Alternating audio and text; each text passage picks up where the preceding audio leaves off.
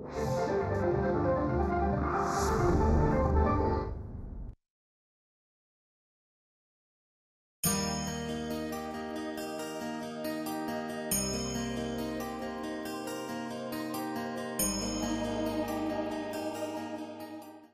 हो, नमस्कार. सह्याद्री वाहिनीच्या मनमोकळे शब्दयात्री या मालिकेत आपल्या सर्वांचं मनपूर्वक स्वागत. अभिजातपणाचं लेणं ल्यालेली आपली माय मराठी. अनेक साहित्यिकांनी शारदेच्या चरणी आपली सेवा समर्पित केली, रसिकांना आनंद दिला. याच मांदियाळीतलं एक नाव, ज्येष्ठ कवी लेखक डॉक्टर महेश केळुस्कर. डॉक्टर महेश केळुस्कर, बहुमुखी सर्जनशील प्रतिभा लाभलेले डॉक्टर महेश केळुस्कर आपल्या साहित्य जगतातले एक परिचित आणि अष्टपैलू व्यक्तिमत्व. फोंडाघाट येथील जीवन शिक्षण विद्या मंदिरमधून त्यांनी प्राथमिक शिक्षण पूर्ण केलं. मुंबई विद्यापीठाच्या देवरुख येथील आठले सप्रे महाविद्यालयामधून त्यांनी आपलं PhDचं शिक्षण पूर्ण केलं. त्यांचा संशोधन प्रबंध होता मालवणी मुलखातील प्रयोगात्मक लोककला दशावतार चित्रकथी ललित. या संशोधनाला मुंबई विद्यापीठाचा सर्वोत्कृष्ट प्रबंधाचा अ.का. प्रियकर पुरस्कार, राव बहादूर बांबर्डेकर पुरस्कार आणि पद्मश्री भाऊसाहेब वर्तक पुरस्कार त्यांना मिळाला. बहुमुखी सर्जनशील प्रतिभा लाभलेल्या डॉक्टर महेश केळुस्कर यांची आत्तापर्यंत कविता, कथा, कादंबरी, ललित गद्य, समीक्षा, बालसाहित्य आणि संशोधन लेखन प्रकारात 44 पुस्तकं प्रकाशित झाली आहेत. यातील अनेक पुस्तकांना राज्य पुरस्कारसहित अनेक मानाचे पुरस्कार प्राप्त झाले आहेत. मुंबई मराठी साहित्य संघाचा मराठी भाषा अभ्यासक आणि कार्यकर्ता म्हणून त्यांना माधव जुलियन पुरस्कार सुद्धा प्राप्त झालाय. आत्तापर्यंत मोर, पहारा, चंद्रदंश, जहरमाया आदी 10 कविता संग्रह प्रकाशित झाले आहेत. महाराष्ट्र राज्य पुरस्कार आणि सह्याद्री दूरदर्शन पुरस्कार त्यांना मिळालाय. आजच्या या भागात आपण डॉक्टर महेश केळुस्कर यांच्याशी मनमोकळा संवाद साधणार आहोत. ते शब्दयात्री कसे झाले हे त्यांच्याकडूनच जाणून घेणार आहोत. डॉक्टर केळुस्कर, नमस्कार. नमस्कार. सह्याद्री वाहिनीच्या या मालिकेत आपलं मनपूर्वक स्वागत. धन्यवाद. प्रत्यक्ष संवादाला सुरुवात करण्यापूर्वी महेशजी, मी तुम्हाला 1976 मध्ये घेऊन जातो. एक 17-18 वर्षाचा मुलगा एका कवी संमेलनात धडधडत्या हृदयानी थरथरत्या पायांनी कविता सादर करण्यासाठी उभा राहिला. त्यांनी ती कविता सादर केली. इथेच हा भाग संपत नाही. त्याचा उत्तरार्ध जो आहे तो जास्त मनोरंजक आहे आणि माझी इच्छा आहे की तो प्रेक्षकांना आपण स्वतः सांगावा. खरं मला तिथूनच सुरुवात झाली. म्हणजे आपण कवी आहोत हे कुणीतरी सांगावं लागतं आणि हे सांगणारा माणूस म्हणजे फार मोठं आदरणीय व्यक्तिमत्व होतं. ते म्हणजे बाकीबाब बोरकर. आम्ही त्यांना आबा म्हणायचो, जवळचे काही लोक. तर त्या बाकीबाब बोरकरांचा माझा काहीही परिचय नव्हता, ते मला ओळखत नव्हते. पण मी बाळगोनी मालग्या नावाची ती कविता कोजागरी कवी संमेलनामध्ये वाचली. RPD हायस्कूलच्या त्या व्हरांड्यामध्ये एक साधं टेबल असायचं आणि त्या टेबलच्या मागे अध्यक्ष म्हणजे बोरकर होते आणि आमच्या संस्थेचे म्हणजे दक्षिण रत्नागिरी साहित्य संघ सावंतवाडी ही संस्था, त्या संस्थेचे अध्यक्ष माझे गुरु कवी डॉक्टर वसंत सावंत ते होते. आणि मी कविता ती वाचली आणि खाली उतरत असताना त्यांनी परत बोलावलं बोरकरांनी मला आणि ती वन्स मोर म्हणजे पुन्हा वाचायला लावली. बाळगोनी मालग्या ती कविता मालवणी होती आणि मला माझ्या पाठीवर हात ठेवून ऑडियन्सला सांगितलं की हा मुलगा कोण आहे मला माहीत नाही, ह्याचं नाव गाव पण मला माहीत नाही, पण ही कविता आहे आणि ह्याच्यामध्ये कवी होण्याच्या शक्यता आहेत. कवी आहे असं नाही म्हणाले. तर ते मला खूप एक आश्वासक असं आशीर्वचन होतं आणि ते आशीर्वाद घेऊन मी पुढे मला कविता लिहायला लागलो. मग ती बाळगोनी मालग्यानंतर सत्यकथेच्या जून 1979च्या अंकामध्ये प्रसिद्ध झाली माझी कविता. वयाच्या 19व्या वर्षी सत्यकथेमध्ये कविता येणं त्या काळामध्ये खूप मोठं अगदी म्हणजे कॉलर ताट करणारं काम होतं. रसिको हो, शेकडो मंचांवरून ज्यांनी काव्यवाचनाचे अनेक जाहीर कार्यक्रम केले, त्या डॉक्टर महेश कळुसकरांची पहिली कविता, ज्याला आपण पहिली ठिणगी लागणं असं म्हणतो, खडकातून झरा फुटावा अशी उपमा त्याला देता येईल.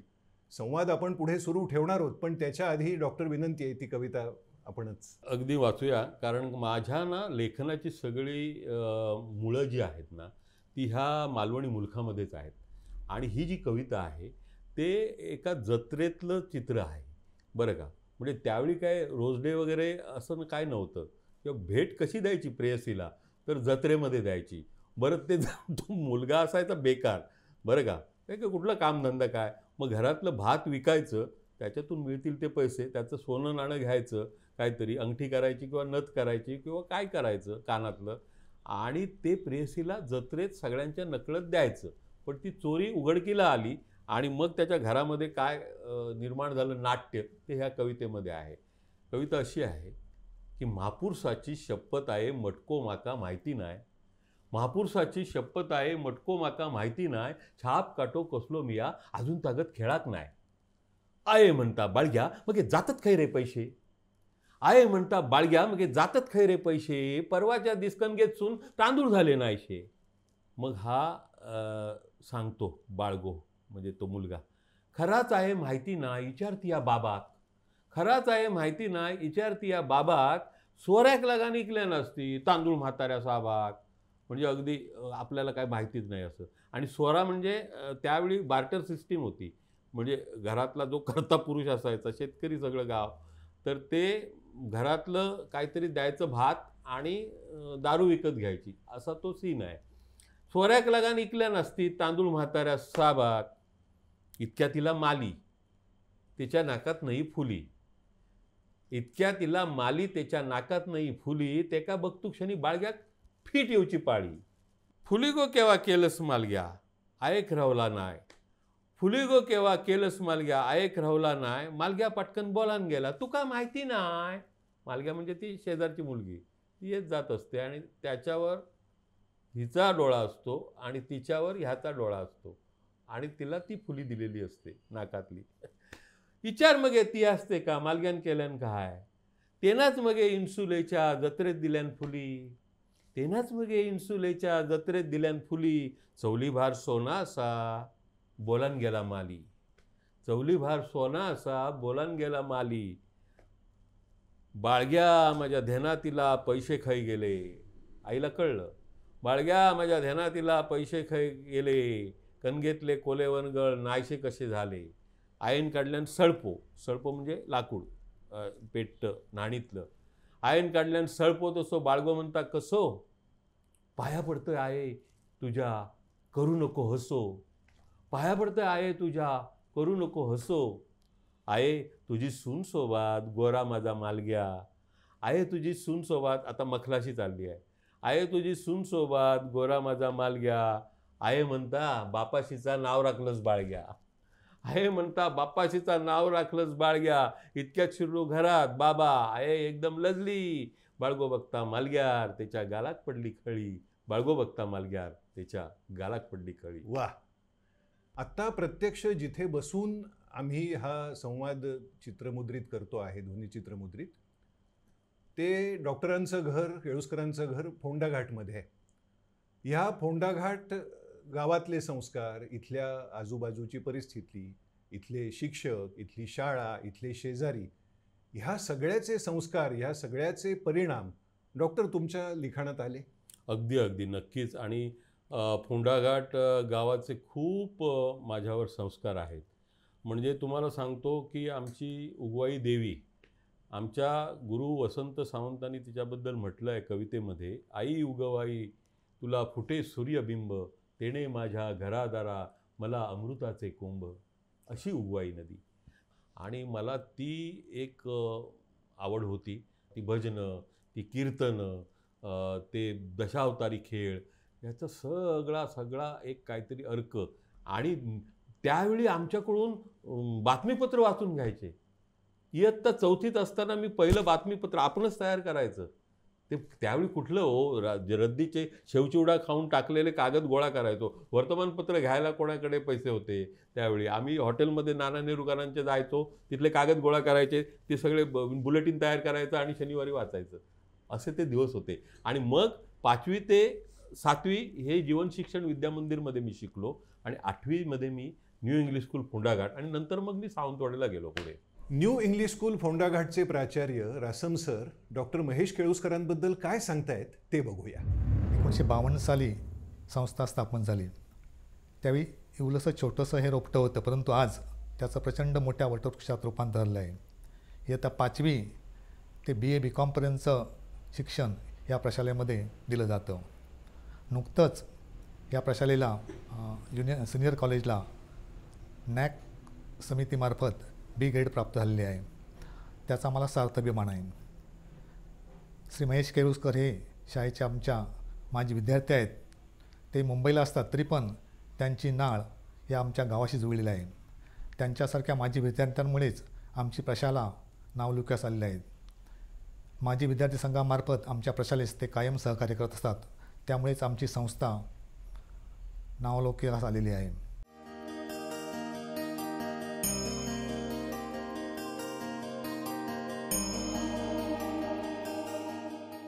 रसिक हो, फोंडाघाटमध्ये एका प्राथमिक शाळेत शिकलेला विद्यार्थी पुढे डॉक्टरेट मिळवतो आणि तो डॉक्टर महेश केळुस्कर या नावाने ओळखला जातो. गंमत बघा, ही जी त्यांची PhD आहे ही सुद्धा या मातीशीच जोडली गेलेली आहे. मालवणी मुलखातली प्रयोगात्मक लोककला हा डॉक्टरांच्या PhDचा विषय होता. अनेक पुरस्कार त्या अनुषंगाने डॉक्टरांना मिळाले. त्याबद्दल महेशजी तुमच्याकडनं आहे. हां, मालवणी मुलुखातील प्रयोगात्मक लोककला, दशावतार, चित्रकथी आणि ललित या 3 लोककला या परफॉर्मिंग फोक आर्ट्स आहेत. आणि याच्यावर काही फारसा अभ्यास झाला नव्हता त्यापूर्वी. आणि मला ना ही PhD केल्यामुळे काय मोठं काही मिळणार नव्हतं, म्हणजे तुम्हाला माहितीच आहे, नोकरीत पण मिळणार नव्हतं आणि कुठंच नाही. पण मला आवड होती ही, आपण म्हणतो ना एक स्वतःची एक गरज म्हणून ही मी PhD मला, आणि डॉक्टर सुरेश जोशी माझे मार्गदर्शक होते आणि देवरुख कॉलेजमध्ये मी ही PhD केली. बरं का, अभ्यास केला पुढे. जवळजवळ मी 7-8 वर्ष काम करत होतो ह्या विषयावर. आणि मी गावोगावी जायचो आणि दशावतारी खेळ रेकॉर्ड करायचो, कारण त्याचं स्क्रिप्ट नसतं, त्याची संहिता मग नंतर आम्ही ते ट्रान्स्क्राईब करणं म्हणतो आपण, ते सगळं उतरवून काढायचं. आणि मग मुंबई मराठी ग्रंथसंग्रहालय, मुंबई युनिव्हर्सिटीमध्ये मी रत्नागिरीवरून जायचो, 8-8 दिवस राहायचो मुंबईत आणि तो सगळा अभ्यास करून मग नंतर मग ती PhD मिळाली 1995 साली. तिला 3 पुरस्कार वगैरे मिळाले. मुंबई विद्यापीठाचं जे सर्वोत्कृष्ट प्रबंधाचं पारितोषिक असतं, अका प्रियोळकर पारितोषिक, ते मिळालं त्या प्रबंधाला. पण त्याची मुळं जी आहेत ना, मला लक्ष वेधून घ्यायचं होतं ॲकॅडमिक जगताचं, की या लोककला फार महत्त्वाच्या आहेत. तुम्हाला सांगतो, हे चित्रकथीचे जे परशुराम गंगावणे आहेत, पिंगुळीचे, ज्यांना पद्मश्री मिळाली, त्यांची पहिली मुलाखत मी रेकॉर्ड केली आहे माझ्या PhDच्या वेळी, की तिथे कोण जात नव्हतं. पिंगुळी त्यांचं छोटंसं गाव आणि ते सगळी ठाकर समाजाची मंडळी, तर तिथे कळसूत्री बावल्या आणि चित्रकथी ते मी पहिल्यांदा रेकॉर्ड केलं तिथे, म्हणजे माझ्या अभ्यासासाठी. आणि मी त्यांना त्यावेळी सांगितलं होतं की ही खूप मोठी कला आहे. किंवा बाबी कलिंगण आमचे दशावतारी, त्यांच्या घरी मी रात्री 1:30 वाजता केळकर दशावतार रेकॉर्ड केलेला आहे. पाऊस पडत होता आणि मी ज्यावेळी प्रवेश केला ते त्यांच्या बाबी कलिंगणांच्या त्या घरामध्ये, तर मला ना दर्शनी भागामध्ये आपल्या दरवाजावर गणपतीची हे असते मूर्ती किंवा गणपतीची तसबीर असते, बरोबर, एक शुभ संकेत म्हणून. त्यांच्या दरवाजाच्या दर्शनी भागावर मी बॅरिस्टर नाथ पै यांचा फोटो पाहिला आणि मी त्यांना प्रश्न विचारला की लोकांच्या दारावर गणपती असतो, तुमच्या दारावर बॅरिस्टर नाथ पैंचा फोटो का? त्यावेळी मला त्यांनी सांगितलं, बाबी कलिंगणनी, की ह्योच आमचो गणपती, ह्यांच्यामुळे दशावतारांका 4 दिवस चांगले दिसले भारताच्या संसदेत, भारताच्या पार्लमेंटात, ह्यांच्यानी म्हणजे नाथपैनी पहिल्यांदा दशावतारांचो आवाज उमटवल्यानी आणि ही आमची कला लोकांसमोर आणल्यानी. मग काय श्रद्धा असते, काय भक्ती असते. आणि खरोखरच नाथपैंनी त्याच्यासाठी खूप काम केलं आणि तिथपासून मग दशावताराला आता बऱ्यापैकी परिस्थिती आहे, म्हणजे त्यावेळची राहिलेली नाही. आता चांगल्या जवळजवळ 40 कंपन्या आहेत आमच्या ह्या सिंधुदुर्ग जिल्ह्यामध्ये दशावतारांच्या, आणि चांगले संघ काम करतात. तुमच्या बोलण्यात महेशजी मगाशी कवी सावंत यांचा उल्लेख आला, तुम्ही हो. त्यांना आदराने गुरुवर्य म्हणता. खेमराज महाविद्यालयात त्यांच्याकडून तुम्हाला संस्कार मिळाले, त्या दिवसांच्या काही आठवणी सांगता? काय सांगू तुम्हाला, म्हणजे नुसतं ते मराठी मी त्यांच्याकडून शिकलो नाही, अनेक विद्यार्थी त्यांच्याकडून मराठी शिकले, उत्तमोत्तम शिकले मराठी. त्यांनी मला कुठे कुठे नेलं आणि कविता कशी सादर करायची हे मी प्रत्यक्ष अगदी प्रात्यक्षिक त्यांच्याकडून शिकलो, बरं का. म्हणजे त्यांचा सोलो काव्यवाचनाचा कार्यक्रम असायचा, मी त्यांचा विद्यार्थी, पण त्यांच्याच त्या सगळ्या तासाभराच्या कार्यक्रमामध्ये मला एक कविता वाचायला ते स्टेजवर बोलवायचे, मी ऑडियन्समध्ये असायचो आणि ती म्हणायची, हा माझा विद्यार्थी, ह्याच्याकडून एक कविता ऐका. आणि त्या काळामध्ये सावंतवाडीसारख्या ठिकाणी कोजागिरी कवी संमेलनाला सरांनी जे कवी आणले महाराष्ट्रातले प्रख्यात, म्हणजे विंदा, बापट, पाडगावकर, विठ्ठल वाघ, रामदास फुटाणे, दया पवार, आनंद यादव, नारायण सुर्वे, कोण कोण कवी, सगळे मोठे कवी मी अत्यंत घडणीच्या वयामध्ये ऐकले. मी तुम्हाला सांगतो, नुसते ऐकले नाहीत, त्यांच्याबरोबर मला ह्या लोकांमध्ये राहून आणि त्यांचा सगळा त्यांच्याशी संवाद करून मला जे काय मिळालं ना, मी तुम्हाला सांगू शकत नाही. तुम्ही आत्ता विंदांचा उल्लेख केलात महेशजी, आणि त्यांचीच एक ओळ आत्ता मला हे सगळं ऐकत असताना आठवत होती, श्रेय ज्याचे त्यास द्यावे एवढे लक्षात ठेवा. हो, हे तुम्ही अजून विसरलं नाहीत, ते तुमचे बालपणीचे तुमच्या गुरुजींनी तुमच्यावर केलेले संस्कार. अगदी अगदी. कोकणी माणसांचा स्वभाव, त्यांचा स्वभावातला जो अर्क असतो तो, त्यानंतर आजूबाजूची भौगोलिक परिस्थिती, हे सगळं तुमच्या लिखाणामध्ये चित्रासारखं उमटत गेलं. उदाहरण द्यायचं झालं तर सुंदरवाडी याचा संदर्भ आपल्याला चालणार नाही, तो संदर्भ घ्यावाच लागेल. सावंतवाडीचा मोती तलाव, केशवसुतांचा आंबा, समोरचा नरेंद्र डोंगर, हे सगळं तुमच्या लिखाणात येत होतं. एक प्रकारे शब्दचित्र तुम्ही आमच्यासमोर उभं केलं, त्याबद्दल सांगता? मी आणि सावंत सर आम्ही रोज संध्याकाळी या मोती तलावाच्या भोवतीने फिरायचो आणि लोक आम्हाला म्हणायचे, काय मेढासारखे चालले गुरु शिष्य, ह्यांका काय धंदो नाही की काय. की सावंतवाडीत एक आपलं प्रेमाने, हां, बरं का. आणि त्या केशवसुतांच्या आंब्याखाली आम्ही बसायचो दोघेजण आणि तासभर बसायचो आणि कविता, मराठी साहित्य वगैरे ह्याचा एक असा आपण म्हणतो ना गुरुशिष्य संवाद, तर मी सरांना विचारत राहायचो आणि सर सांगत राहायचे, बरं का. तर हे तळं समोरचं, आणि ह्या तळ्यावर सरांनी पण कविता लिहिले की तुझी उदासी मदला ग्रासी, मी भ्रमतो माझ्याशी, तुझ्या परी मन करी झपूर जा, पागल रंग नभाची. अशी केशवसुतांना नावाची कविता स्वस्तिक नावाच्या सरांच्या पहिल्या कविता संग्रहामध्ये आहे. माझी या तळ्याकाठची एक कविता आहे, ह्या तळ्याकाठी सुचलेली. तिळफुलांच्या शेतात तू हात घेतले सातात, तिळफुलांच्या शेतात तू हात घेतले सातात, हल्ली रोज सायंकाळी पक्षी अनोळखी गाणी गातात. हल्ली पक्षी अनोळखी गाणी गातात. बघा किती तरल दिवस होते. मी नाहताना झाडांनी पाहू नये म्हणून काल मी धुक्याच्या वाटेने तळ्यावर गेले. ते हे तळं. मी नाहताना झाडांनी पाहू नये म्हणून काल मी धुक्याच्या वाटेने तळ्यावर गेले. उतरले पाण्यात मध्येच लक्षात आले, थेंबा थेंबात तुझे गहिरे लबाड डोळे हळुवार मिसळलेले. तिळफुलांच्या शेतात तू हात घेतले सातात, तिळफुलांच्या शेतात तू हात घेतले सातात, तेव्हापासून साखर झोपेत माझे रातांबी ओठ उगाच झुळतात. रातांबी ओठ, बघा कोकणी प्रतिमा कशी येते. डाळिंबी ओठ येत नाहीत, जास्वंदी येत नाहीत, रातांबी आमसूल एकदम राईप, फुल्ली राईप्ड जे कोकम असतं ते रातांबी ओठ. रातांबी ओठ उगाच झुळतात. काल रेशमी तोरण विंटांना कशी कोण जाणे रंग विसरून गेले. आठवले तुझे स्पर्श पिवळ्या रेशमी तिळफुलातले, आणि माझे पंचप्राण सुगंधी तोरण झाले. तिळफुलांच्या शेतात तू हात घेतले सातात, तिळफुलांच्या शेतात तू हात घेतलेस हातात, पावसाळा दूर आहे अजून पण मोर नाचू लागलेत हां. तेव्हापासून माझ्या हिरव्या रानात, मोर नाचू लागले तेव्हापासून माझ्या हिरव्या रानात. वा. रसिक हो, कोणताही कलावंत घडताना त्याच्या कुटुंबियांची फार मोठी भूमिका असते, महत्त्वाची भूमिका असते. डॉक्टर महेश केळुस्कर यांच्या सहधर्मचारिणी उमा केळुस्कर आपलं मनोगत सांगतायत. महेशच्या साहित्यासंदर्भात त्याची असणारी आवड ही मुळात कुटुंबात होती.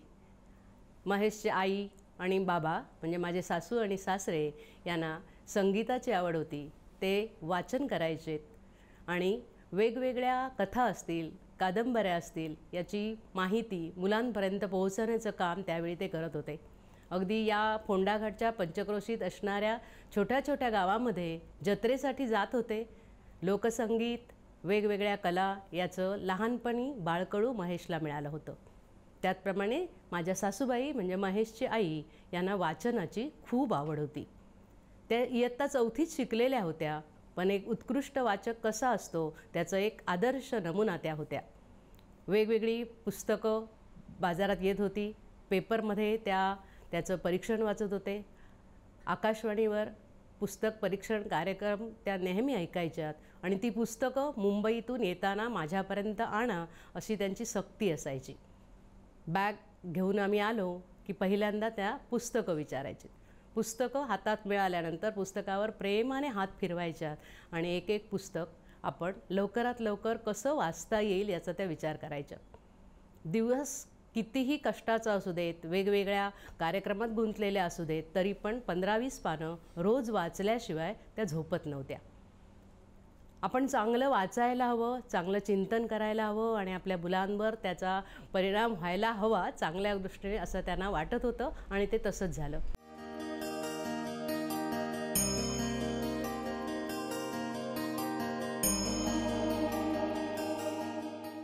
रसिक हो, आपल्यापैकी अनेकांना कदाचित माहिती नसेल की वेगवेगळ्या कविता लिहिणारे, मस्करिकासारख्या कविता लिहून हळूच चिमटा काढणारे, खुदकन हसवणारे कवी महेश केळुस्कर यांची इथे दूर गावात भारून आली तुझी वीरगाथा सुगंधा परी त्यांच्या संपूर्ण लिखाणापेक्षा अत्यंत वेगळी कविता आहे. डॉक्टर, त्या कवितेची जन्मकथा आणि त्या कवितेच्या 4 ओळी तुम्ही आमच्यापर्यंत पोहोचवाव्यात अशी इच्छा, आणि मग आपण शेवटच्या मुद्द्यात सांगतो. तुम्ही मगाशी म्हणालात की फोंडाघाट गावाचे माझ्यावर जे संस्कार झालेत ते लहानपणापासून मी आणखीन एक ऐकत आलो की फोंडाघाट पंचक्रोशीतले अनेक जवान हे भारतीय लष्करामध्ये अगदी फ्रंटला जाऊन लढलेले आहेत आणि अजूनही आहेत, लढतायत बरं का. त्या सगळ्या गोष्टी मी ऐकलेल्या होत्या लहानपणी. आणि ही कवितेचं निमित्त कुठे झालं तर मी एकदा महाडला गेलो होतो. तिथे फौजी आंबवडे नावाचं गाव आहे आणि त्या फौजी आंबवडेमध्ये प्रत्येक घरटी एक माणूस तरी आहेच.